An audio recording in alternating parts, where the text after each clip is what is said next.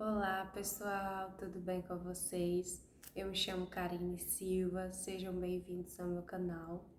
Hoje eu tô aqui, quero convidar vocês para participar comigo de um estudo bíblico do texto de 1 Pedro, no capítulo 2.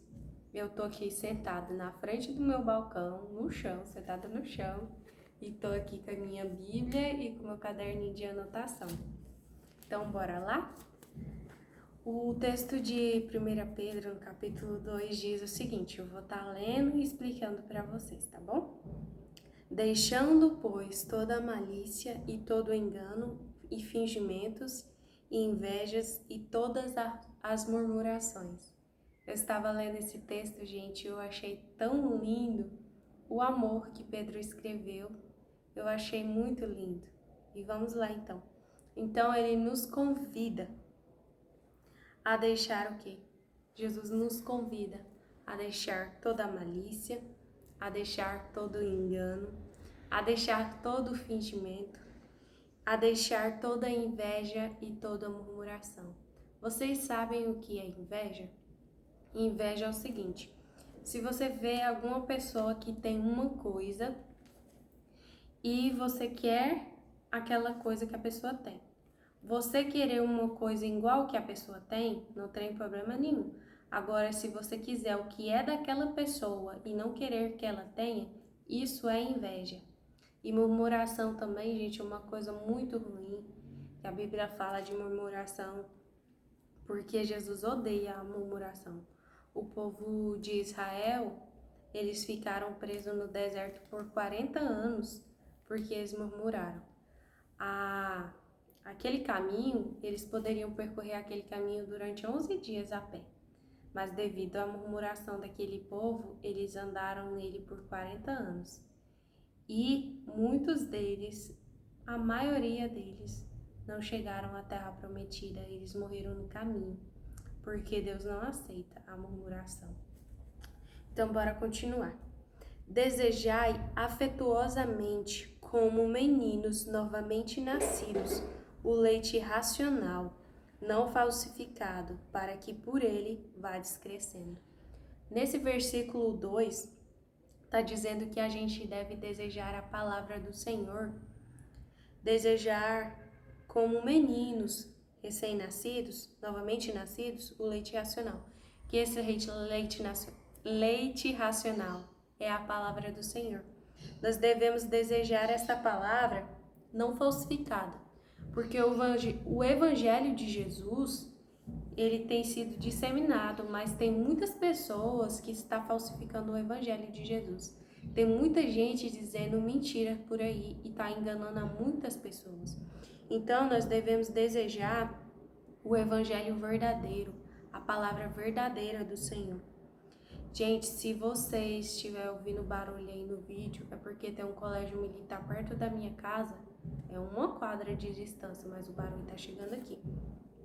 Então, pessoal, a gente deve ir crescendo através da palavra do Senhor.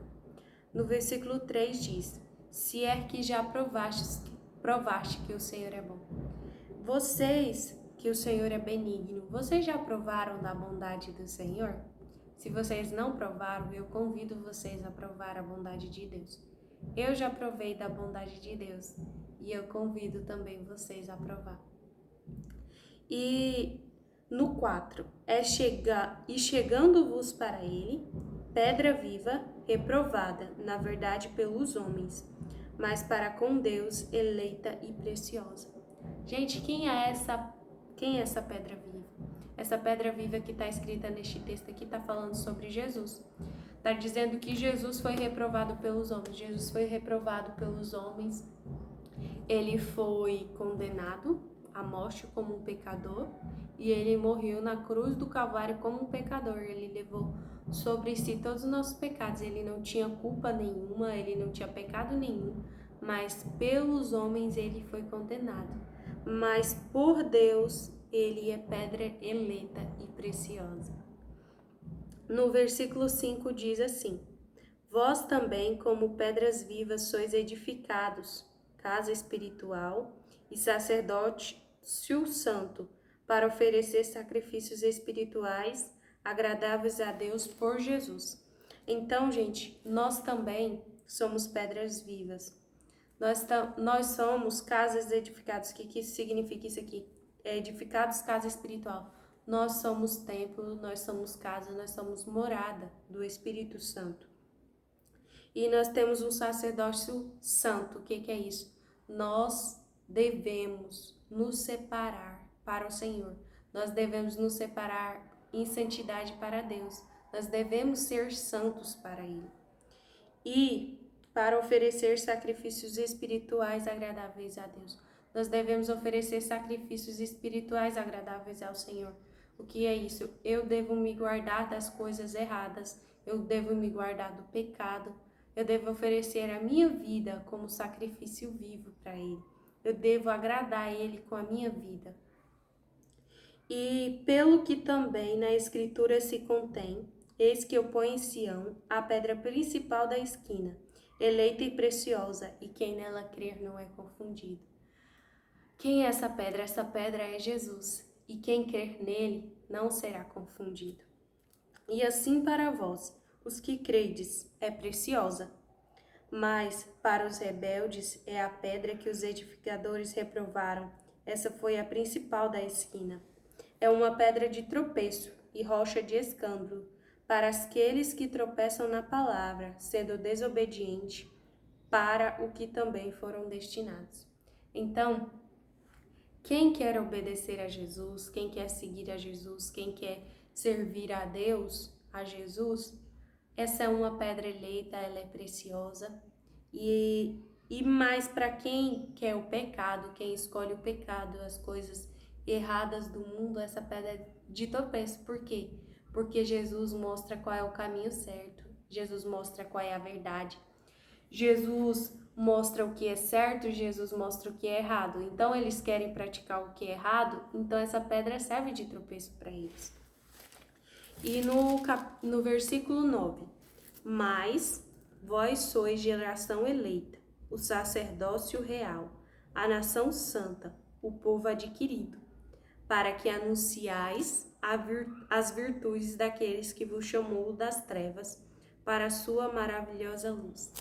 Vós sois geração eleita. Se você já aceitou Jesus como o seu único suficiente Salvador, você é geração eleita, você é sacerdócio real e é a nação santa. E o que nós devemos fazer? Nós somos povo adquirido, nós somos amados pelo Senhor, nós somos filhos e filhas de Deus. E nós recebemos dele, a paternidade dele. Então, se ele é rei, nós somos príncipes, nós somos princesas e nós devemos anunciar o reino dos céus.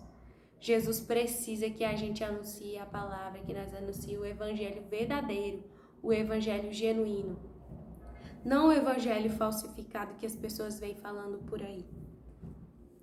E no 10, vós que em outro tempo não ereis povos, mas agora sois povo de Deus, que não tinhais alcançado misericórdia, mas agora alcançastes misericórdia. Então, pessoal, antes, quando Jesus veio aqui nessa terra, ele veio para quem? Ele veio para o povo judeu. Só que eles não receberam Jesus. Então, Jesus abriu oportunidade para a gente, para os gentios. Ele abre oportunidade para outros povos. E nós fomos alcançados. E agora, nós podemos ser chamados de povo de Deus. Nós somos filhos de Deus, nós somos povo de Deus, porque nós alcançamos a misericórdia do Senhor. E no versículo 11, amados, olha gente, que amor que Pedro escreveu. Amados, peço-vos como a peregrinos e forasteiros. Gente, o que é peregrino? Nós estamos aqui só de passagem. E forasteiros. Nós somos de outra terra. Nós não somos daqui, gente. Nós somos lá do céu. Então, nós devemos viver aqui esperando ir para lá. Nós devemos viver aqui, mas com vontade de voltar para casa. E nós estamos vivendo aqui por um breve espaço de tempo. Gente, essa vida aqui, por mais longa que ela seja, por mais que uma pessoa viva, ela é muito pequena comparada à eternidade. Então vamos viver aqui esperando ir para o céu. E no versículo 12: tendo o vosso viver honesto entre os gentios, para que naquilo em que falam mal de vós, como de malfeitores, glorifiquem a Deus no dia da visitação. Então nós temos que viver honestamente, nós temos que viver para honrar ao Senhor, para agradar ao Senhor. Nós temos que viver aqui para agradar ao Senhor, para honrar ao Senhor.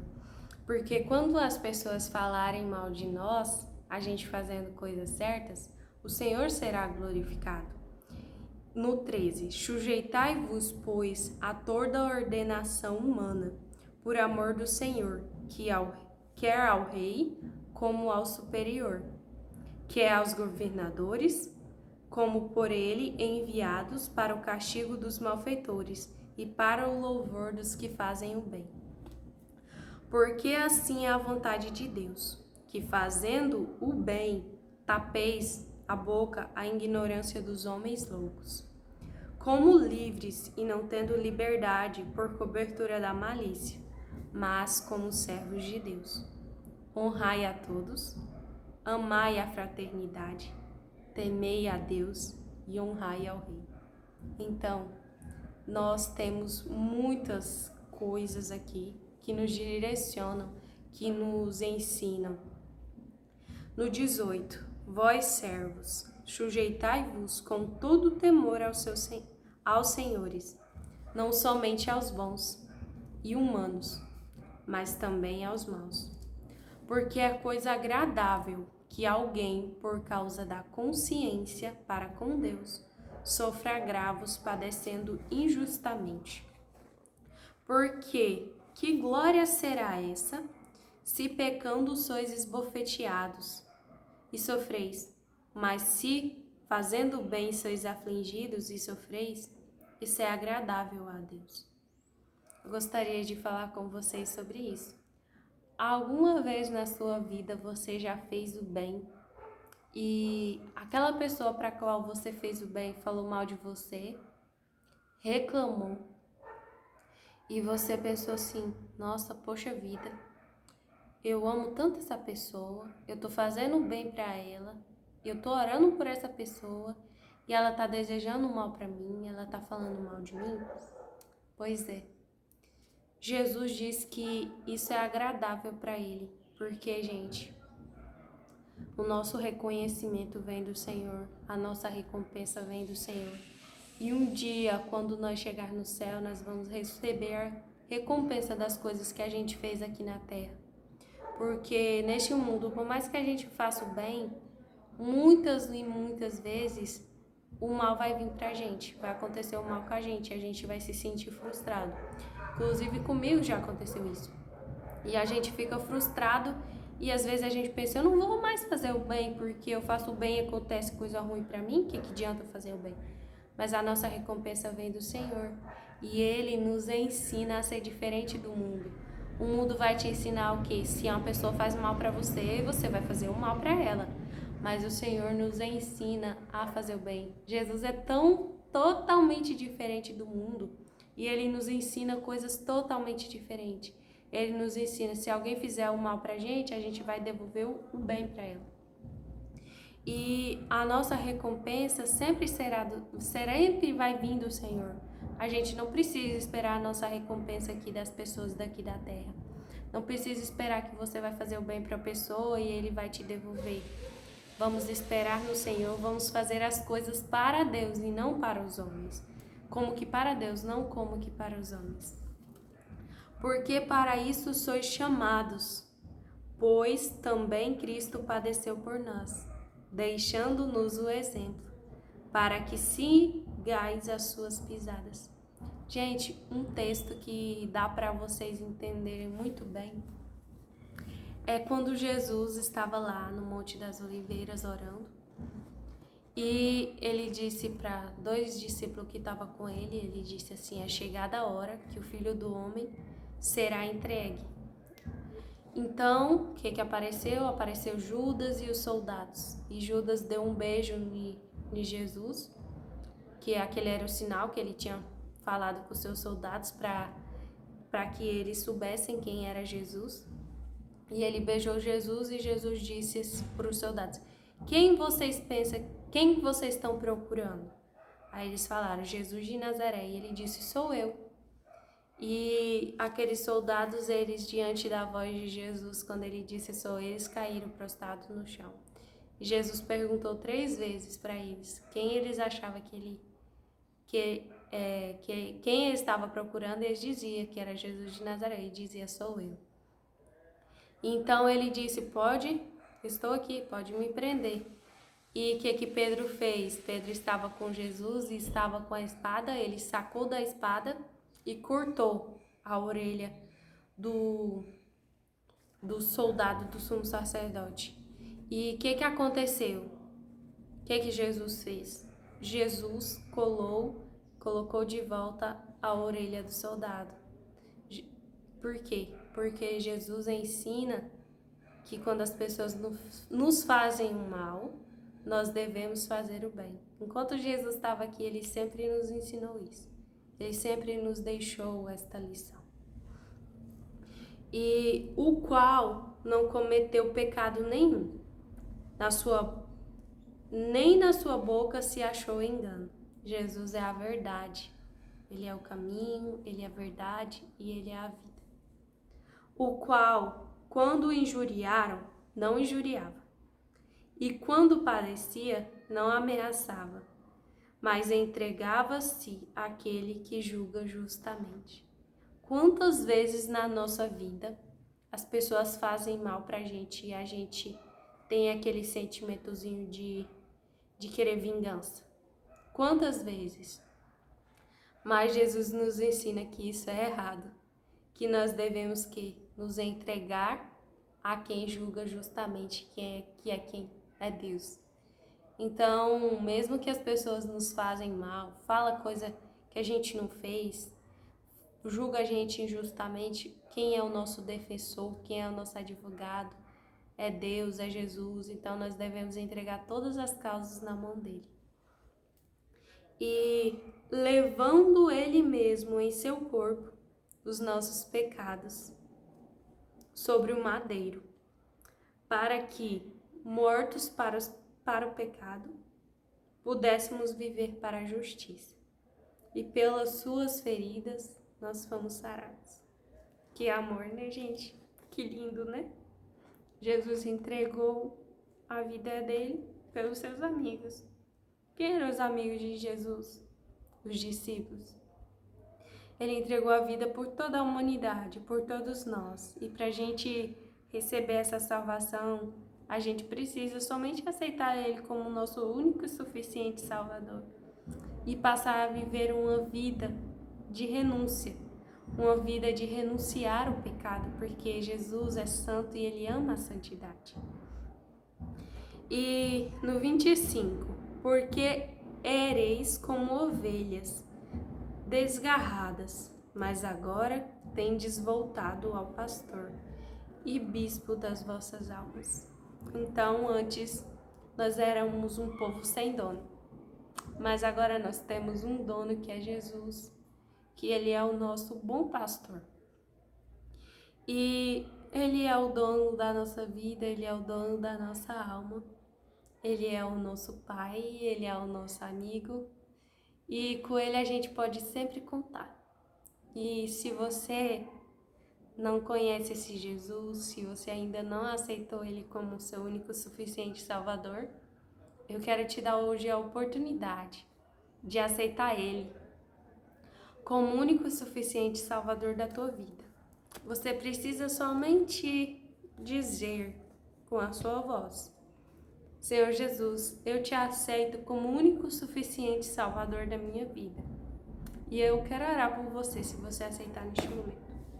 Papai querido, Senhor Jesus, Deus tão maravilhoso, Deus tão amoroso, tão presente, tão amigo, tão companheiro. Senhor Jesus, eu não conheço as pessoas, mas o Senhor conhece as pessoas. O Senhor conhece o coração delas, o Senhor conhece o profundo e o escondido. Senhor Jesus, o Senhor conhece a alma delas, o Senhor conhece os pensamentos delas. Meu Deus, se alguém neste momento quer te aceitar como teu único, suficiente Salvador, eu quero pedir que o Senhor perdoe os seus pecados, que o Senhor escreva o seu nome no livro da vida. Senhor Jesus, dá forças para essa pessoa te servir, dá forças para essa pessoa te seguir. Senhor Jesus, o Espírito Santo guia elas, direciona elas no caminho certo. Em nome de Jesus eu te peço, eu te louvo e te agradeço por tudo que o Senhor tem feito em nossas vidas. Amém. Pessoal, eu espero que vocês tenham gostado dessa palavra. Eu espero que a palavra do Senhor possa alcançar vocês, o coração de vocês, e que vocês possam ser transformados através da palavra, porque a palavra do Senhor transforma. Tchau, até o próximo vídeo.